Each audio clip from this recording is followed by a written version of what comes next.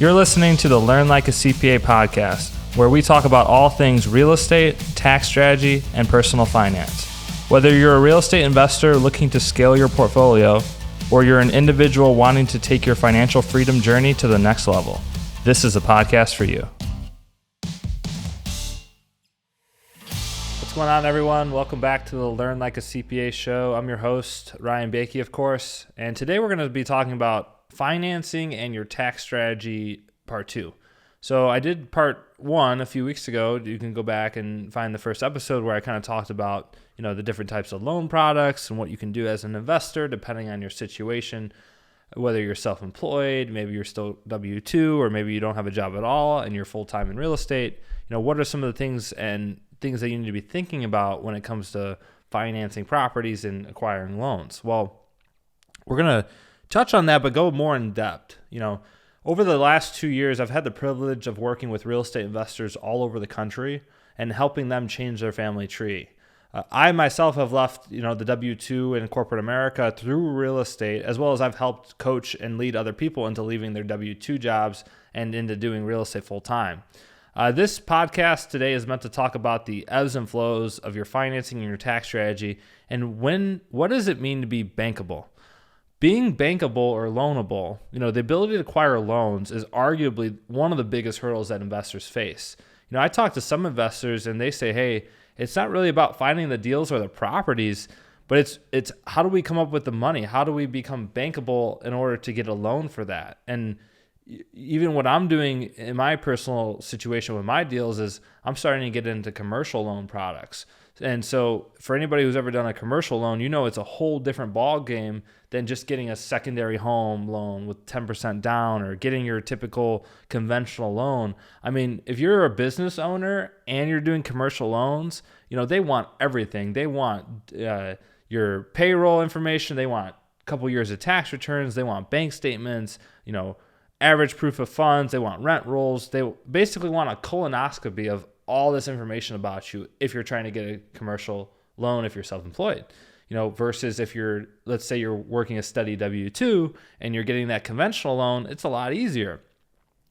We talk a lot about this as part of the Super Team Accelerator coaching program that I'm a part of. So we have a coaching program that we are doing right now. We have a select group of individuals going through it with myself, Bill Faith, John Hodge, Kenny Bedwell from STR Insights, and then Jeff Hampton from STR Law Guys.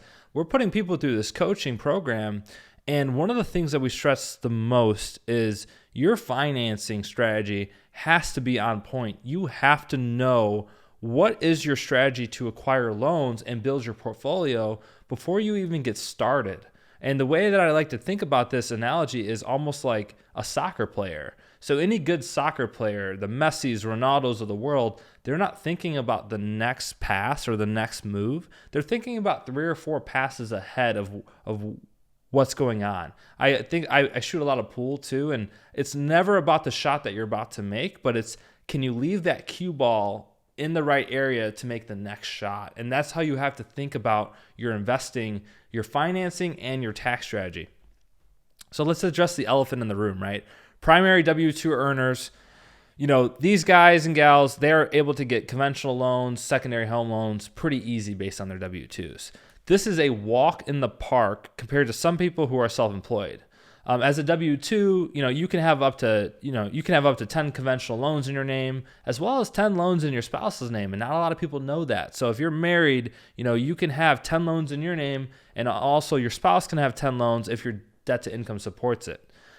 Your biggest hurdle with being a W-2 and buying conventional loan products is going to be your debt to income ratio, right? At some point, your DTI for sure is going to be maxed out. You're going to have, way too much asset value, purchase price, and, not enough income to support that. Now, depending on the loan products that you use and your rental history, most lenders will work with you to use your prior year rental history and add that to your debt to income, right? So you could take your W-2 and maybe I got 3 properties here that I'm able to use that income for, and they'll add that on top of your W-2. I even know for one of my first properties that I bought, they took the projected, I had a lease agreement I think I even took the seller's lease agreement in place and used that to add on to my DTI.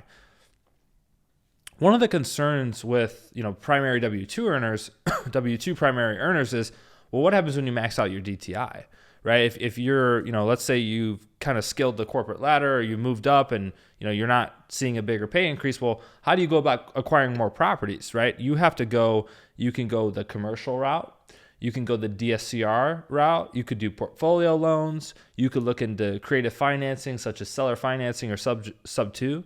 All of these are very important to think about as you get started and you are planning your next move, because the worst thing that can happen is for you to, either get your DTI maxed out on the first couple of properties, and then you have all this cash that's sitting on the sidelines and you're ready to make the next investment, but now you can't do the conventional loan because your DTI is maxed out and you have to go some of these other more expensive routes, right? That's my biggest concern, I would say, with people who are working primary W-2s as opposed to their income sources. At one point, they're going to be maxing out their DTI. Switching over to the self-employed person, like I said before, before even quitting my W-2 job as well as coaching others, here are some of the mistakes that I see people who are self-employed make. And I'll just hint right in the beginning is it is very hard to get loans. Okay. A self-employed person, in order to get a conventional loan, needs to show that they've ran a profitable business for at least the last 2 tax years, which we talked about this actually last week in our accelerator program, but this will actually take you 3 years due to filing requirements, right? If I'm starting my business in 2021, I'm not getting that tax return filed until April of 2022. And I'm not getting I'm not getting 2022's business year filed until April 2023. So in order to get 2 years of business tax returns, in order to get a conventional loan as a self-employed person, you really need to give yourself actually 3 years, 3.5 years in order to get all that documents and the data that you need. This is a very, very long time that you're going to have to wait just to get your conventional loan.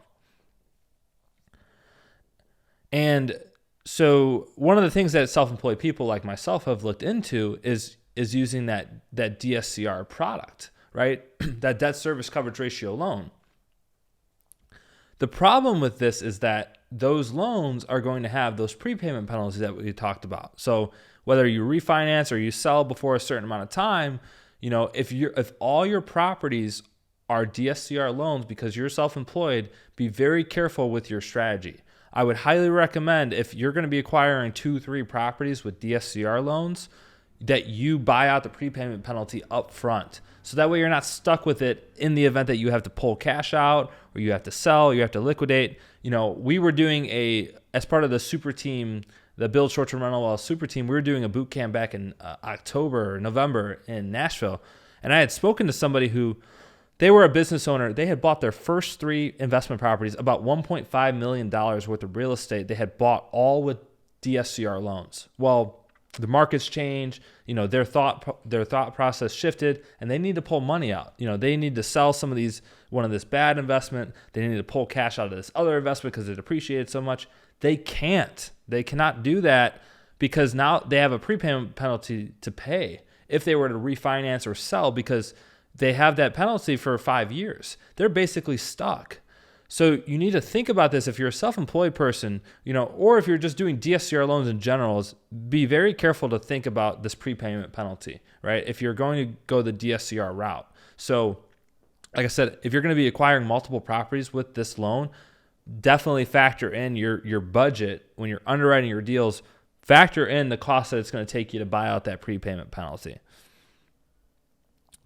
Let's talk a little bit more about the self-employed person. So you want to be very careful in your early years of self-employment. And I'm looking at you realtors and real estate agents in particular.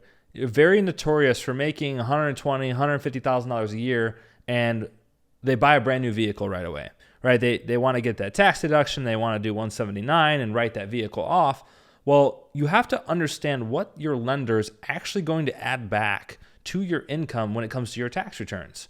And so they are not adding back that vehicle deduction or those meals or those advertising expenses of your business. So while you made 150, the bank's going to say, well, you made 150, but you bought this $60,000 car for your business, so you really only made $90,000.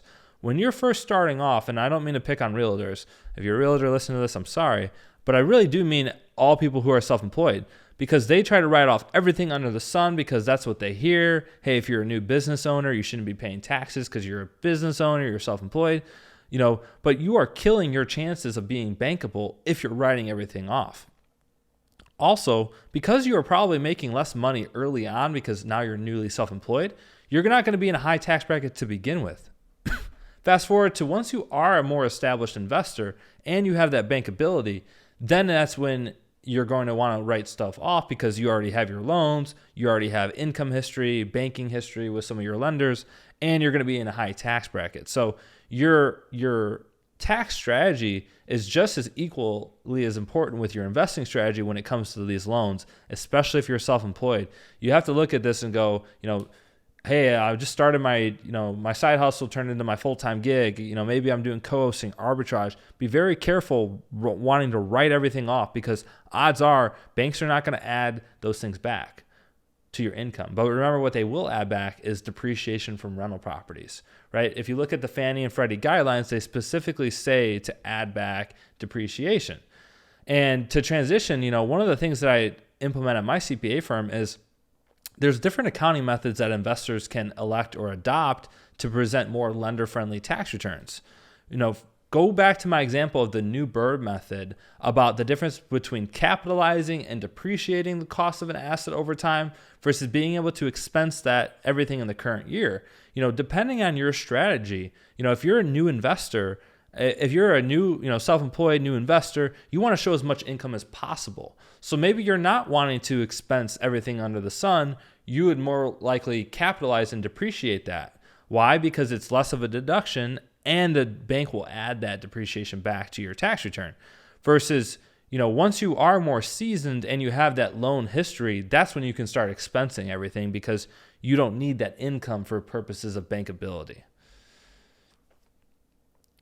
The biggest mistake that I see investors make is that they are not thinking about their bankability and their tax strategy in the same conversation. Oftentimes we have one question or concern that's on our mind, hey, I need to go to my lawyer for this. I need to go to my tax accountant for this. I need to go to my lender for this. Oftentimes people have blinders on when it comes to decision making. As investors looking to change our family tree, we need to make sure that all of our stars are aligned when it comes to making these decisions. Banking decisions, tax decisions, legal, investing, all these need to be made in the same light, and we can't have one without the other. So to wrap up this show, like I said, we talked about so much here, just the strategy and implementation and kind of what I've seen in my personal journey and what I've seen, hundreds of clients and investors be able to do is it really is a puzzle, right? And you have all these different parts and moving pieces and you have to think about them all under the same roof. And so thanks for tuning into today's show, guys. Like I said, go back and check out some of the previous episodes here. I know this is a lot to dive in. If you have any questions, feel free to reach out on social media. You could reach out to me on Instagram or Twitter. It's going to be @LearnLikeACPA. Also, dive into my Facebook group too. We got over 4,500 real estate investors in there. It's going to be tax strategies for real estate investors. And thanks for listening today, guys. We'll see you in the next episode.